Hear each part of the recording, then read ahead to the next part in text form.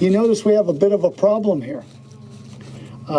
Shade is sparse, and that's especially hard on the visitors who come, especially during our triple-digit summers that we have here in Hanford. There are approximately 100 trees around the entire complex that are dead, and they're casualties to years-long drought and bark beetle infestation. But we're not here to be sad. We're here to celebrate today. So we're going to replace these trees with mini trees, just like this one here, which will be our ceremonial first tree planted. And this will be the first of 600 trees that we'll plant in Hanford throughout the last 3 years. And this is made possible by a $1 million Urban and Community Forestry Inflation Reduction Act grant that we are fortunate to be the recipient of. And to tell us more about what this grant means to and how it will benefit the city of Hanford, I'd like to introduce to you our city manager, Mario Cifuentes. Thanks to all of you who are in attendance today. First and foremost, I'd like to apologize on behalf of the Hanford City Council, who most of them are attending the League of California Cities annual conference in Long Beach today, so they were unable to make it today. But I appreciate the opportunity to be here today and celebrate the Hanford Goes Green Project. More particularly, I'm honored to have Forest Service Chief Randy Moore here on this momentous occasion for us here in Hanford. Over the past couple of years, the city has been diligent in its pursuit of state and federal grant opportunities. One of our Hanford City Council adopted goals is to seek alternative funding opportunities and to work in partnership with groups to be able to put that funding to use within our community. We're pleased to be one of 400 urban and community forestry grant recipients nationwide and the only awardee in California's Central Valley. Major thanks to our federal lobbyist, Greg Burns from Thorn Run Partners, who helped us gather support, bipartisan support for this grant opportunity, but also for the many funding opportunities that we continue to work with to better our community. Hanford is a diverse and growing community with many challenges and needs. As Brad mentioned, we're subject to extreme heat, with the National Weather Service reporting that this last summer was the city's hottest on record based on mean average temperature. It's no longer our dirty little secret that we have some of the worst air quality in the nation. Unfortunately, a large portion of our city is classified as disadvantaged, and we know those residents are much more vulnerable to these environmental impacts. As Brad mentioned, we'll be planting approximately 600 trees throughout disadvantaged areas in the city, including parks and recreation facilities like this one, specifically this one that we partner with the Hanford Joint Union High School District. I'd like to thank Victor Rosa and the board members that are here today for their support and partnership as we work together to provide these services through our community. An urban tree canopy leads to a better health outcomes, economic opportunities, jobs, and increased property values in our community. But before we begin really digging in and planting trees across the city, we need to assess what we have in the form of a comprehensive tree inventory and canopy assessment, which ultimately culminate with a City Council adopted urban forestry master plan. That's one of the great parts of this grant and what we'll be able to pull off for the first time in this community. When this project is completed in a few years, we believe Hanford will not only be a greener city, but a healthier and happier one for everyone. Thank you. Thank you, Mario. It is now my It is now my pleasure to introduce Amanda Pantoja with the GreenLatinos. And Amanda is the Urban Greening Initiative Coordinator with the GreenLatinos. Amanda?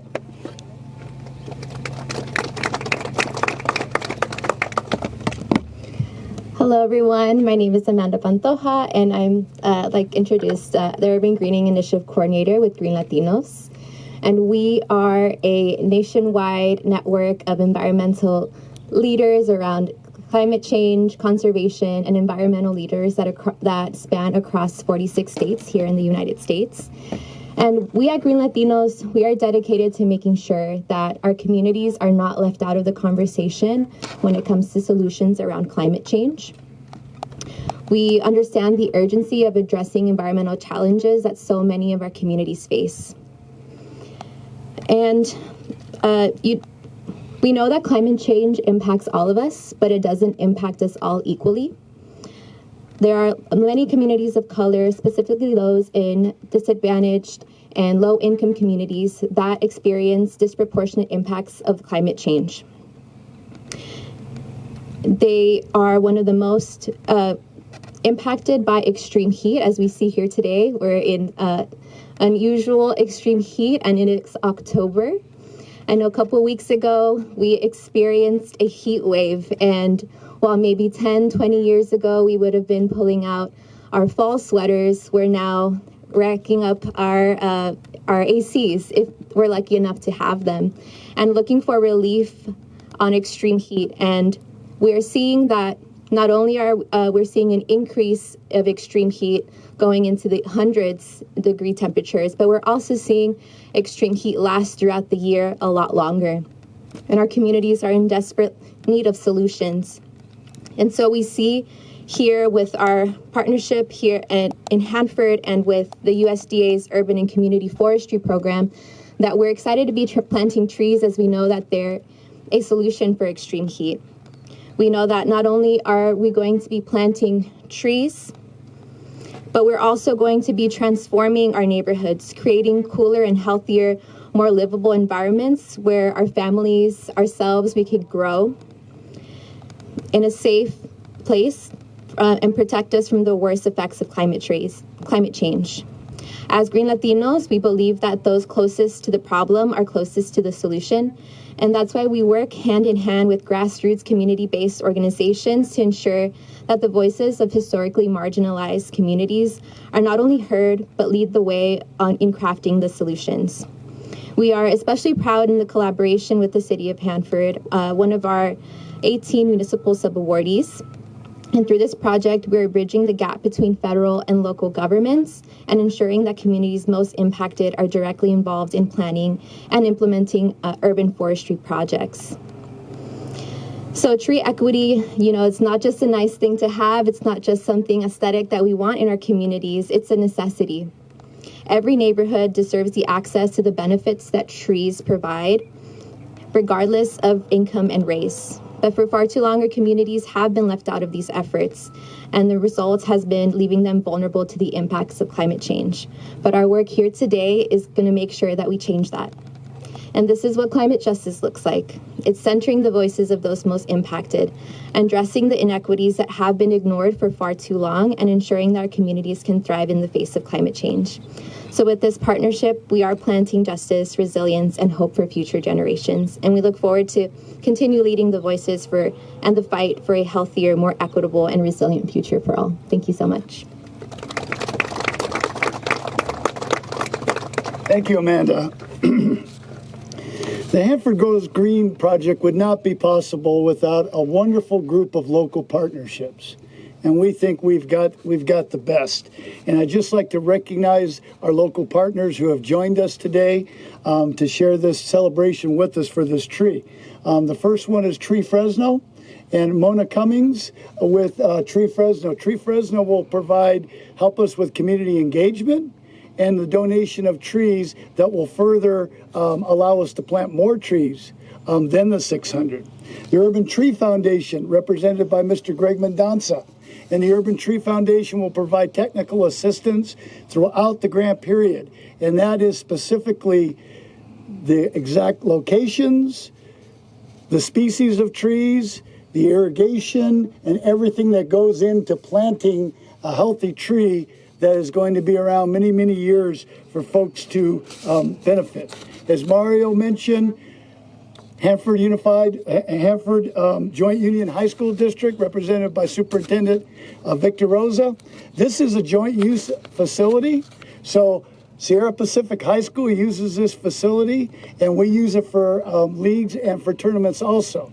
So we're very fortunate to have the high school district on board with us, specifically for the trees we're going to plant here. Community Services and Employment Training, CSET. They're the local community action agency, and one of CSET's programs is the Sequoia Community Corps. And in another lifetime, I actually ran the Community Corps. And so it's really nice to see the Corps members here. It is a job training and education program for young adults. And we have folks representing CSET today: Carla Cajon, Deputy Director; Teresa Guzman, Division Director; Antonio Costa and Raquel Roa, Assistant Directors; and Mr. Ron Stout, the Community Corps Director. So thank you guys for coming. And the 3 Corps members. We have Tribucio Cisneros Corona and Carlos Tavares with us. So thank you guys. And along with the Corps members and community volunteers, they're the ones getting their hands dirty. Will be planting the tree. And our 3rd Corps member, Isaiah Lara, who will now share what this opportunity means to him. Isaiah.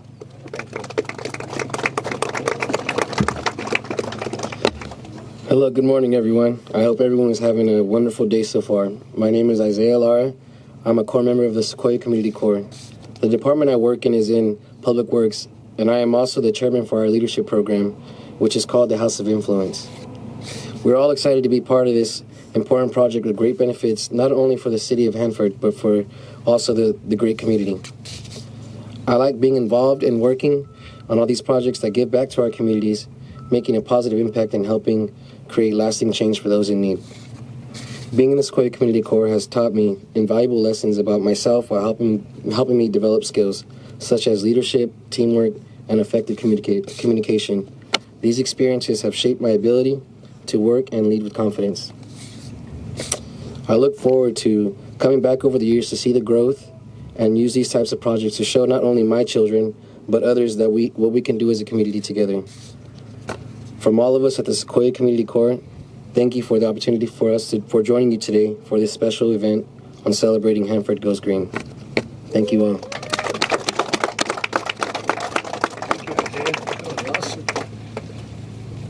Thank you, Isaiah. That was great. So now it is my true honor to welcome our next speaker to the podium. He traveled all the way from our nation's capital to celebrate with us today. USDA Forest Service Chief Randy Moore. Chief Moore has been a catalyst for change throughout his 45-year career. As chief, he contributes to our nation's most pressing challenges, tackling climate change, advancing social equity, and helping people we serve recover and heal from the global pandemic by connecting them to our treasured lands. He's no stranger to California, however, having served as the Pacific Southwest Regional Forester from 2007 to 2021. So Chief Moore, welcome back to California and welcome to Hanford.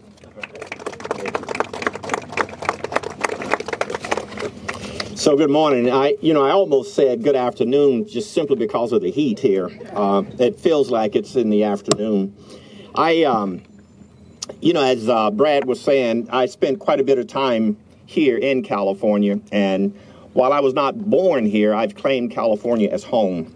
And so it's good to come back home and to be a part of what's going on. You know, when I look at what makes a difference in communities, it's community leaders at that local level. And it's not about the federal government or the Forest Service in this particular chance coming in and telling you what your vision need to be. It's us asking you, what is your vision for your community and how can we be a part of that? How can we help? And when I look at what is happening now, it's because of strong community leadership that is allowing these types of projects to take place in these areas. And so for a lot of different reasons, I'm really honored to come back here and to really be a part of what's going on here in the city of Hanford. You know, I was telling Rosanna when I was driving in, you know, I was looking for something a little bit smaller than what I saw here. And I was just pleasantly surprised at what I think is a thriving community and a thriving area for a lot of different reasons. And so if you all don't hear this much, I want you to know from me, you have a great little community here.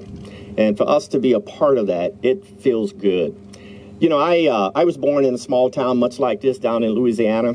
And so I know what it means to be engaged in your community. I know the difficulties of trying to get some attention in a lot of our communities. And so, again, thank you for the invitation to be here. And we're really pleased to be a part of what you're doing in your community. When I looked at across the United States, and I look at the effort that we are trying to put forth here, I'm looking at about in the Urban and Community Forestry Program of the Forest Service, we provided about $1.5 billion across the nation to communities for tree planting efforts. And one of the reasons that we are doing that is because when our researchers have clearly demonstrated that communities that have trees versus the communities that don't have trees, there's anywhere between a 10 to 15 degree difference. And when you look at that 10 to 15 degree difference, sometimes that's a life-saving difference. And so being able to plant trees in the community to provide shade for people, to provide that ecological happiness, if you will, or well-being, it's great. I talked about $1.5 billion, and I look at California in general. We provided about $146 million to California in these same types of projects. And believe it or not, there is still opportunities available for additional funds to support these kinds of efforts. So while we have allocated about $1.5 billion, there are still further opportunities that I wanted to make sure that you are aware of. This is a historic level of funding, and it was provided through the Inflation Reduction Act. As a matter of fact, when I look at bipartisan infrastructure legislation, which we call BILL, and the Inflation Reduction Act, which is IRA, by President Biden, it provided to the Forest Service about $10 billion in addition to the appropriated budget. And so with that $10 billion, we want to take a look at not only just the areas that the Forest Service is traditionally known for, but we also want to reach into these urban communities and these small rural communities and talk about the health, the resilience, and the well-being, and how can we be a part of what you see as your vision for your communities. This is, like I said, a historic level of funding. And what's interesting is that this funding is really intended to go to disadvantaged communities. Now, when I say disadvantaged communities, I'm talking about communities that are disproportionately burdened by social, environmental, and economic risk that urban trees can help improve. So we know that there's a lot of benefits to trees. It's anything from improving human health and well-being to clean air, clean water. Also, it brings economic growth to a lot of communities. And urban trees in general is a boost to public health. It's a boost to safety, and it's a sustainability effort for all of us. So when you look at some of what you all are really famous for is scorching hot days, trees can help, as I indicated earlier, to reduce that type of heat in the community, which also improves the well-being. Our scientists have looked at other areas of the value of trees and the canopy cover. And one of the things they've looked at, if I just focus strictly on California, urban trees in California contribute over $4 billion in community-wide environmental benefits each year. And they capture carbon, they remove air and water pollution, and they also help avoid storm water runoff. So we in the agency is committed to growing the economies in a lot of these communities. When we invest from the ground up, and that's what I meant engaging the communities, when we invest in that ground up, we create workforce development opportunities, much like what we have here, and we also provide living wages in terms of jobs to train our young people, leadership skills, but also skills that improve the environmental conditions of their communities. So the trees planted here at the Hanford Softball Complex, they'll support these goals for generations to come. And children will play in the shade. They won't think anything of it, but it's because of your effort that they'll be able to do that. So I talked about the importance of community leadership and community engagement. I want you to know that even though this is a federal effort, it would not have been possible without partnerships from the City of Hanford, GreenLatinos, Tree Fresno, Urban Tree Foundation, and the Sequoia Community Corps. This partnership, what it really does is it signifies our united effort between the federal government and our partners in how we combat climate change, how we build resilient communities, and how we build resilient forests in areas that need it most. So today is an opportunity for us to celebrate this historic Inflation Reduction Act legislation that have given us this opportunity. And this is an opportunity for us to help you and to help us transform these communities and the special places that we live and we learn to play in. So again, it's a real pleasure for me to be a part of this. And I want to just say thank you all of you, for the opportunity to come back home and to be able to talk about what the city of Hanford is doing, but also Fresno and all the surrounding communities. This is really an example of when community leaders and partners come together, what's possible. So thank you all for what you're doing, and thank you all for what you're going to do. I appreciate the opportunity. Thank you, Chief Moore.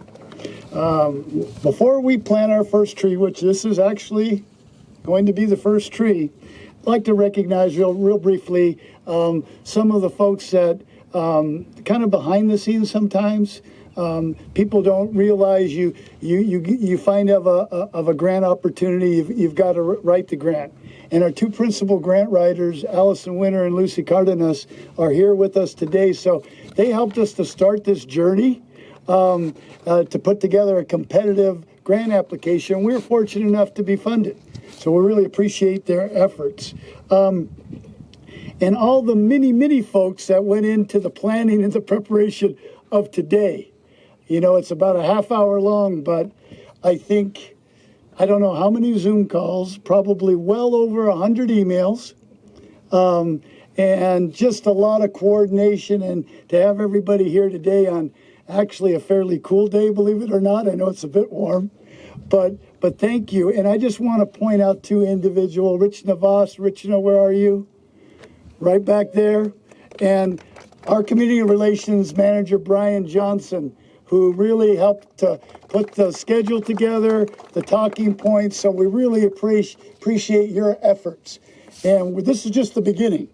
This is just the beginning. So what we're going to do now, we're concluding our press conference. And we're now going to take this tree. We're going to walk right over to behind the left field fence. We have some shovels over there. And we're going to ceremoniously plant the first tree. We have a few photos staged. We'll have our speakers first, then our local partners. Then after that, anybody who wants to take a picture with the first tree, you're welcome to do so. Folks from Starbucks, and we thank them very much. They've brought iced coffee. We have treats out there under the canopy for you. So please enjoy that and thank them for that. And in closing, I just want to close with a Chinese proverb that I think sums up today. And it goes like this: the best time to plant a tree is 20 years ago. The second best time is today.